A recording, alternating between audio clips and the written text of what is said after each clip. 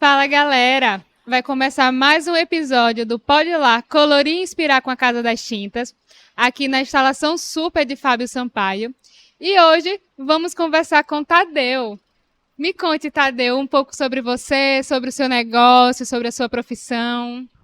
Olá, tudo bem? É um prazer estar participando aqui do programa de vocês.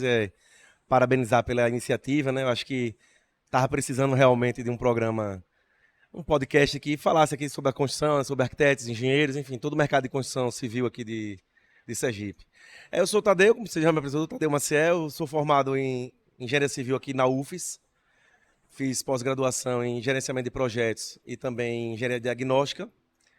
E comecei minha carreira em 2006, na verdade em 2001, quando eu fazia faculdade ainda, já estagiava em construtora, né, construtora predial, e algo me dizia que não era bem aquilo que eu queria, né, mesmo que o mercado impulsionasse para isso, né, naquela época era muito voltado o curso de engenharia para abastecer as construtoras já existentes.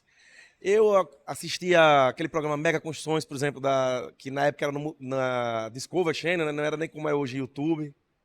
E queria participar de obras grandes. Então, desde que me formei, participei de programa de trainee, tive a oportunidade de trabalhar na Andrade Gutierrez, que é uma grande construtora multinacional, fui para Angola, passei 2 anos morando em Angola, então tive um choque de realidade muito grande. Você sair de um país que, ainda que terceiro mundo, o Brasil, mas muito mais desenvolvido do que Angola, muita pobreza, um país que vinha de guerra, e se adaptar àquilo. Eu tinha 26 anos na época, hoje estou com 41. Então foi um choque muito grande, entendeu? Então, além disso, participar de uma reconstrução dessa cidade, né? Então, fazendo rodovia, fazendo toda a parte de execução realmente de uma cidade, de ver aquilo acontecer, nascer, né? Cidade de Luanda. A drenagem, a parte de esgoto. Então, eu tive essa oportunidade de vivenciar, fazer amigos portugueses, amigos angolanos, que até hoje são meus amigos. O WhatsApp facilitou isso, né? Então, hoje eu tenho proximidade com eles. Inclusive, visitei um desses amigos recentemente. Foi muito bacana. E após 2 anos, tive uma oportunidade de voltar para o Brasil pela mesma empresa, onde fui morar em Salvador. Então, em Salvador, na verdade, trabalhava numa refinaria da Petrobras, prestando serviço. Construção de uma usina de hidrotratamento de óleo diesel. Então, também foi outro choque, porque eu vinha de uma obra, construção civil, fui para uma obra de montagem industrial. Obra com muitos funcionários, acho que mais de 1.000 funcionários nessa obra, vários terceirizados trabalhando. E a oportunidade de trabalhar numa empresa como a Petrobras, que tem as exigências de qualidade, de segurança muito acima do que realmente é exigido no mercado atual. Então, foi um grande aprendizado. Passei um ano em Salvador. Depois desse tempo, tive a oportunidade de voltar para Sergipe, trabalhar como gestor de obras rodoviárias aqui. Então, já fui responsável, por exemplo, pela BR-101. Muita gente não sabe, mas existe o DENIT, que é o órgão responsável, e o DR, que é o das estaduais, DENIT federal. Mas sempre tem empresas terceirizadas que prestam serviço, né? Que fazem essa manutenção de tapa-buraco. O DENIT demanda, né? E você faz. Então, eu, numa empresa terceirizada dessas, tive a oportunidade de ser esse gestor. Então, por um ano, tive esse contato de ficar responsável pela BR-101. Então, era muito bacana, porque, ao mesmo tempo, muita responsabilidade, porque um buraco na rodovia, ligavam para você, né? Então a polícia rodoviária ligava para você. Então eu falei, poxa, que bacana, né? Então foi um ano que eu passei. E aí eu recebi um convite, participei de um processo seletivo para trabalhar na Vale. E aí eu fui para o Espírito Santo, para o Porto de Tubarão, trabalhar na Vale. Lá eu participei de um projeto de estruturação da NR10. As usinas lá eram um pouco antigas e precisava adequar a nova norma da NR10 com as exigências de segurança, as novas normas exigidas pela NR10. Norma de segurança. Então, participei nesse projeto durante 2 anos. E no meu último ano, que foi 2013 para 2014 na Vale, eu participei da construção da usina 8.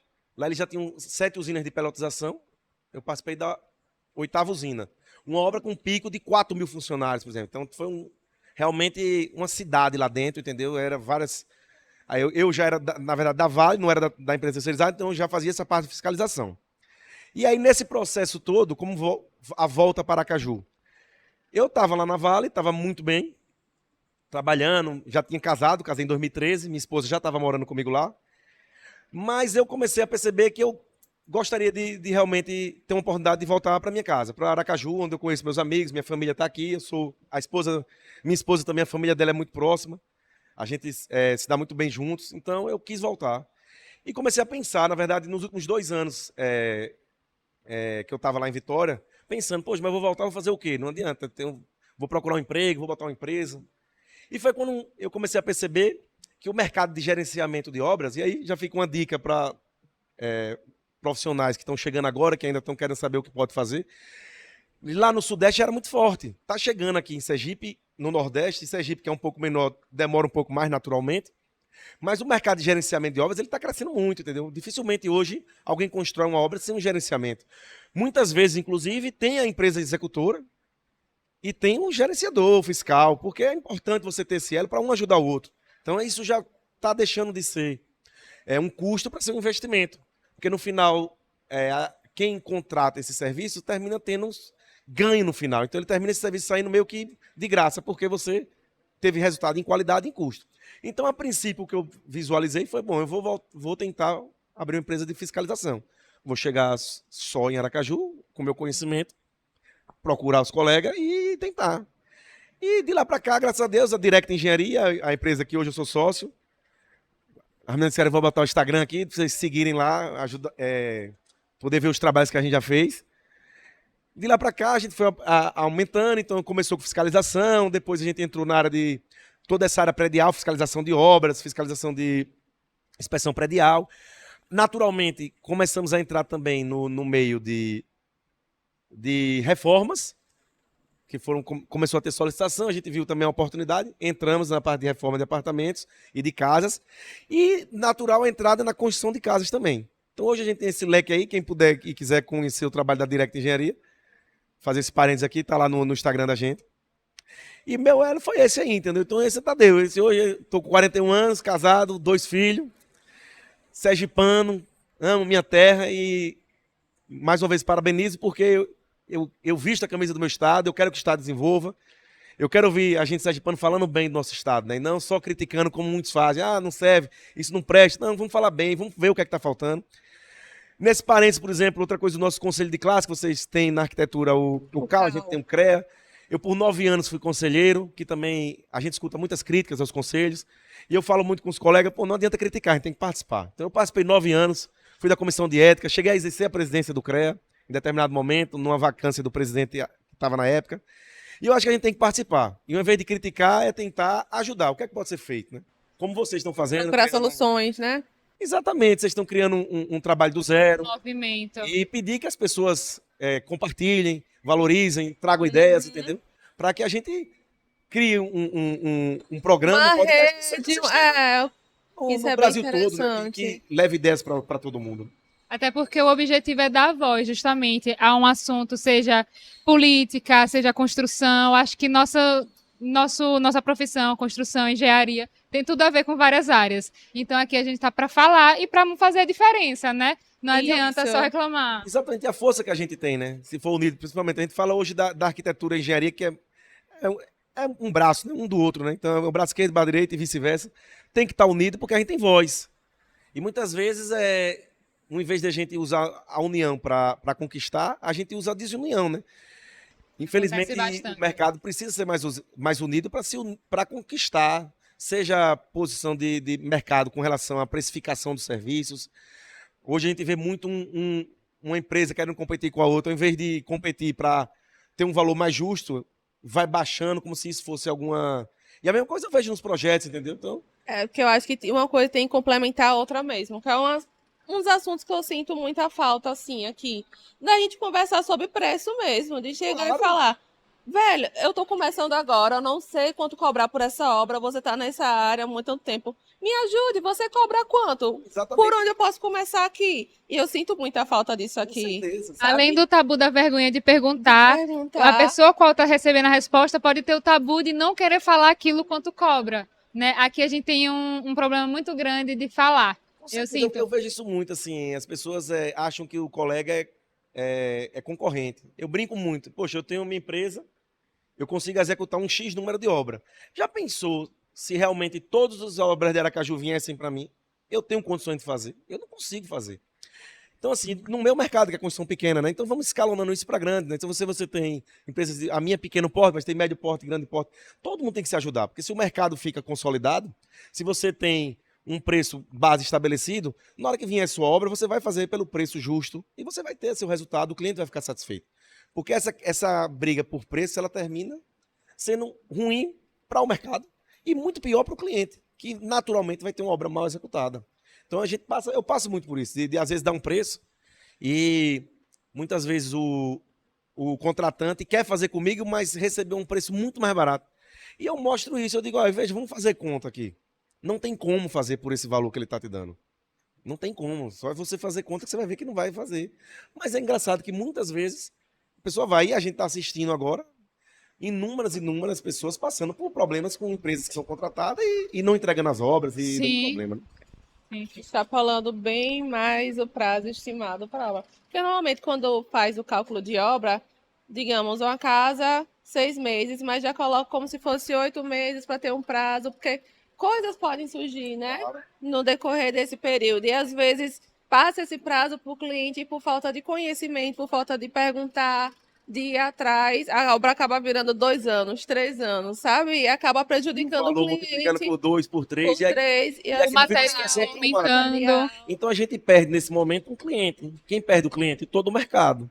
Porque esse cliente está traumatizado, ele não constrói mais. Ele só vai comprar pronto. Porque ele tem fazer obra. Porque pegou uma pessoa que talvez não tenha feito. Exatamente. Já quando você pega um profissional, um arquiteto que tem cuidado com o projeto, que a gente estava conversando há pouco aqui, o detalhamento do projeto, que é importantíssimo para a gente que vai executar, as imagens, para a gente tirar aquelas dúvidas.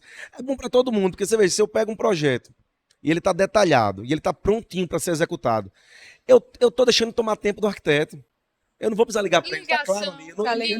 Ele está atendendo outro cliente, está ganhando dinheiro dele, e eu estou fazendo minha obra. Eu não perco meu tempo nele. Então, assim, mas para fazer isso... E o cliente não sai no prejuízo. Você tem que cobrar, você não tem como dar isso. Isso é um serviço. Então, assim... Precisa que a pessoa entenda que ela está pagando por um serviço que vai valer a pena, porque um erro em obra é mais caro, eu tenho certeza, do que o valor do serviço. Então, tem que investir em bons projetos, seja os complementares da engenharia e arquitetura, naturalmente, e seja os detalhamentos, as imagens. A gente tem essa facilidade hoje e as pessoas não usam. Sim, chega a ser até engraçado, né? Porque você tem uma facilidade dessa e não aproveitar, né? Que é nas obras de antigamente, você veja, por exemplo... As pirâmides, como foram construídas, os caras construíram aquilo com tanto cuidado, com tanto detalhe arquitetônico. Hoje a gente tem a facilidade de visualizar tudo no computador e muita gente não valoriza. Se a gente botar... Não, pode falar. Se a gente botar 20 anos atrás ainda era no papel, imagine na época das pirâmides. Porque hoje em dia é tudo muito individualizado, né? Eu acho que se fechasse, por exemplo, fechei um projeto, cada projeto teria um profissional destinado àquela etapa. Eu tenho certeza que aquilo ali iria funcionar tão perfeitamente, ia ser entregue tão completo, do que chegar e tomar tudo para si e tentar executar assim, sabe? Então, eu aprendi muito isso já, graças a Deus, e tenho aprendido muito aqui na empresa, desde que iniciei em 2014 a empresa. Dividir termina sendo somar, entendeu? Você dividir, você termina multiplicando, porque somando ou até multiplicando. Porque você abre seu leque, entendeu? Então você começa a fazer, como eu falei, a gente começou fazendo fiscalização, hoje a gente faz uma série de serviços. Isso. E não sou eu, Tadeu, que faz todo o serviço. Eu tenho sócios comigo, Lucas, Jaime, Luiz, tá o nome deles aqui todos. William, né? Não posso esquecer de nenhum para levar ficar. Vai dar briga. Você esqueceu de mim, eu não acredito. Mas então, são meus sócios que estão com a gente, entendeu? Então, assim, a gente terminou abrindo o leque, entendeu? Então, hoje a gente está em várias frentes. Então, às vezes, o mercado tá bombando, o outro tá menos, e você consegue não botar todas as cestas no mesmo... Isso faz com que a pessoa se entenda no mercado também, porque, como você falou, você saiu da faculdade. E você saiu com uma visão que a faculdade estava te dando, então você tentou seguir aquilo ali.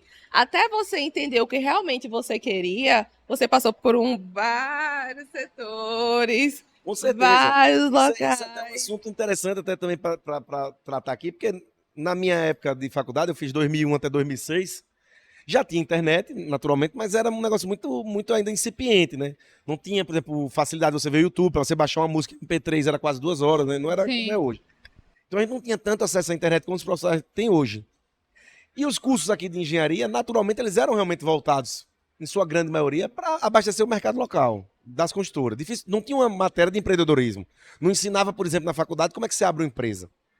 Então, difícil, era raro você ver Era coisas mais técnicas um até profissional hoje. sair de uma faculdade, eu digo, e falando da UFES, que foi onde eu me formei, era raro você ver um profissional sair da UFES e dizer, não, vou abrir minha empresa.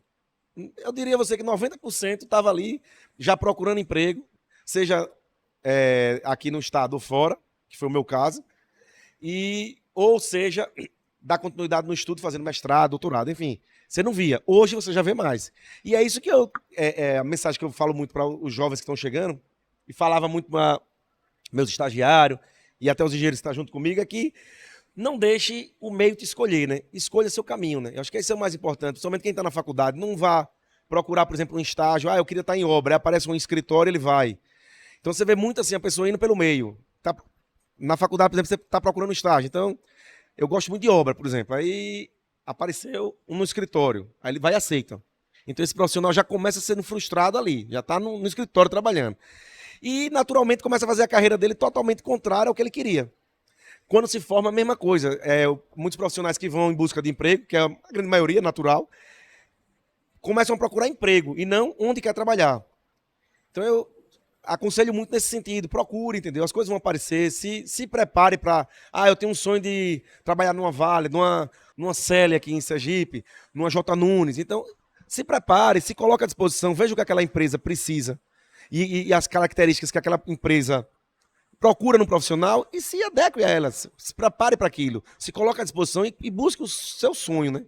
Não deixe sonhar com você, né? Busque o seu sonho. E o sonho não é natural que seja em empresas, né? Por exemplo, deve ser um orgulho muito grande. Eu mesmo já fui, por um período curto, engenheiro da Célia, uma grande consultora. Então, assim, é uma grande realização você ser um profissional da empresa. A questão... Você conhecer por dentro uma logística de uma empresa grande, né? Eu tive a oportunidade aqui em Sergipe, fui estagiário da Norcom, grande empresa, e da Celi, e fora, por exemplo, da Gutierrez, que já é empreiteira de grande porte, né, de obras pesadas, e você vai... A Celi também né, mas a Andrade Gutierrez eu acho que é o porte um pouco maior, e você conhecer como é que funciona, entendeu? Então, assim, é a carreira de executivo, né? Então, assim, eu acho que o profissional, quando ele determina que vai seguir um caminho, não necessariamente ele tem que abrir uma empresa, entendeu? Você pode ser e deve, entendeu? Os grandes executivos continuam as empresas, né? Então eu acho que o importante é a pessoa realmente trilhar, procurar melhorar onde está, sempre somar onde tiver e ter um objetivo, não se acomodar e não aceitar o que o meio está te dando. Quando eu estava na faculdade, eu resolvi pegar estágios em várias áreas, justamente porque quando eu estava lá dentro, eu via que nosso mercado de arquitetura era muito voltado para interiores. Mas eu sempre me questionei, é isso realmente que eu quero para mim?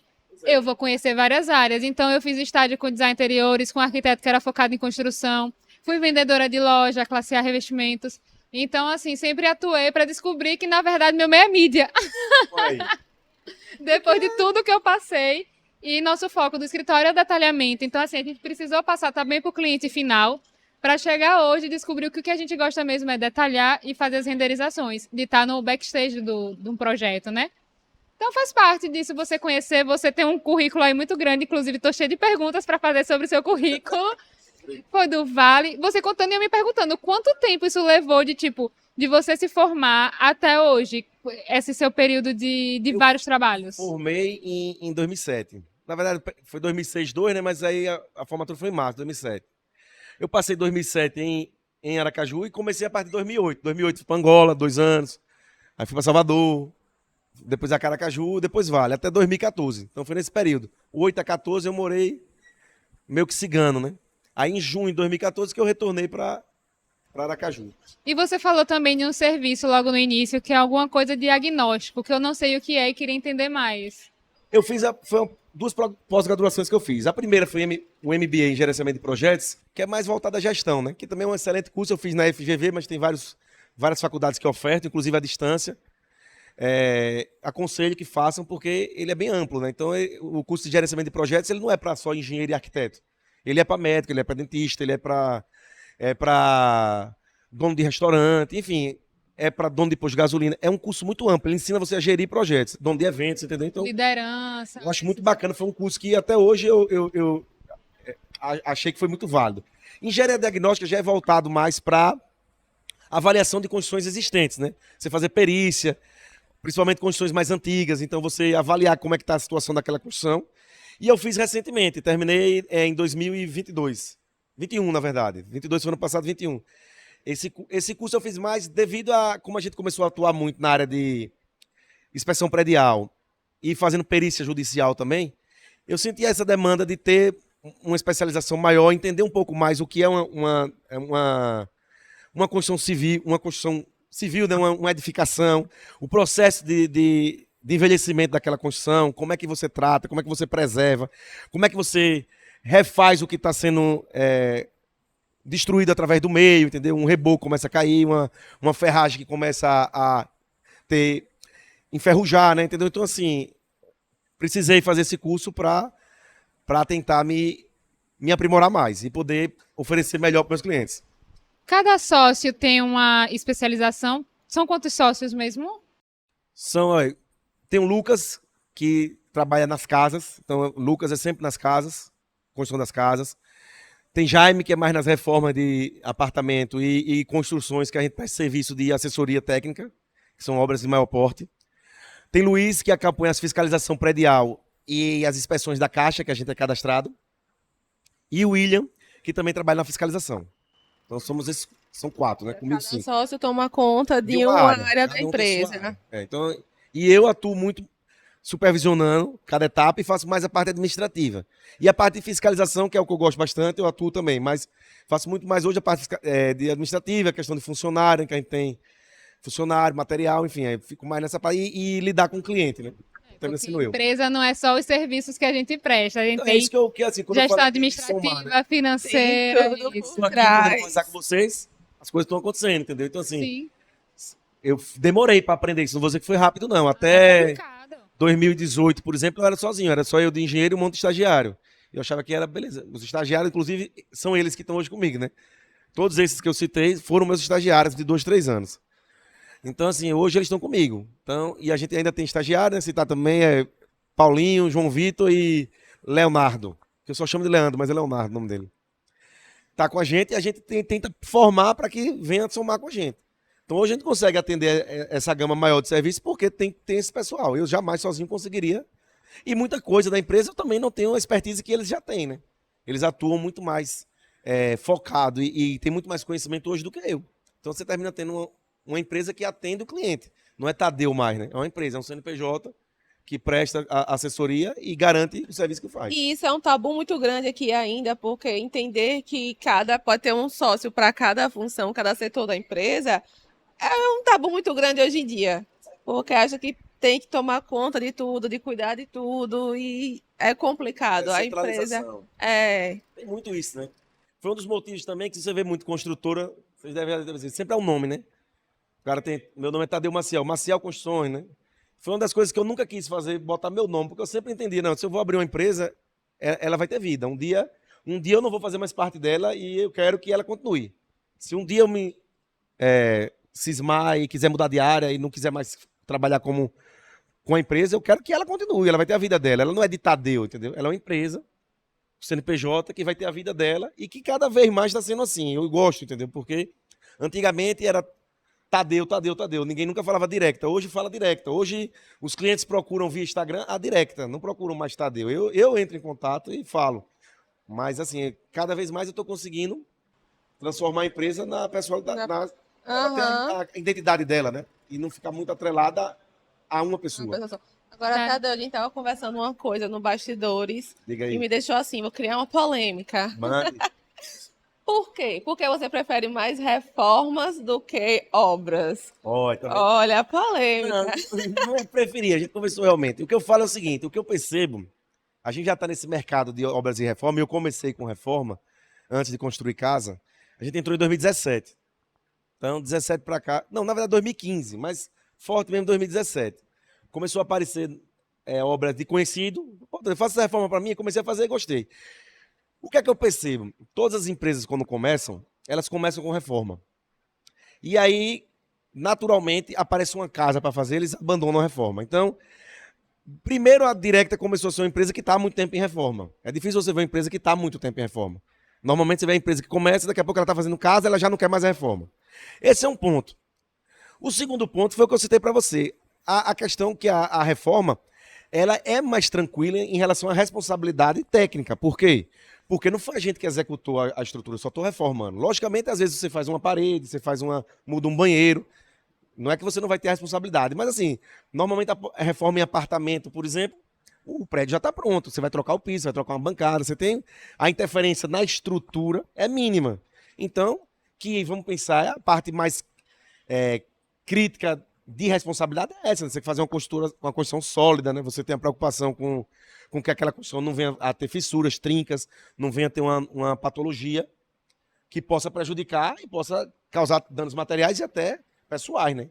Então, a reforma tira isso um pouco, entendeu? Então, e o mais importante é por isso, porque é como se fosse o patinho feio, todo mundo abandona. Eu falei, não, pode vir para cá, não pode mandar. Então, você que é arquiteto estiver assistindo aí, manda as reformas para a gente. Gosta de fazer. Faça reforma, fazemos reforma, direto faz reforma. Tadeu, eu quero agradecer a sua participação. Infelizmente, chegamos no final, dava para ter conversado bastante. Não, mas vamos ter outros encontros, não é mesmo? Já deixar aqui sim. registrado. Vamos deixar, vamos visitar a obra, né? Vamos fazer o que vocês quiserem. Estou à disposição. E mais uma vez dar os parabéns aí, porque a gente precisa realmente de iniciativa que valoriza aqui nosso estado, nossa cidade, entendeu? Parabenizar aqui a Casa das Tintas, né? Que ofereceu esse espaço. A Rafaela é muito atenciosa, né? É uma pessoa que eu gosto demais. E é isso aí, desejo sucesso a vocês aí e agradecer novamente pelo convite, estou à disposição. Agradecemos a você e a Direct também por estarem fazendo parte aqui desse podcast. E você, não esqueça de seguir a Direct, vamos deixar aqui na nossa legenda, tá? E muito obrigada por assistir e também não esqueça de seguir a Casa das Tintas. E ativar o sininho no YouTube.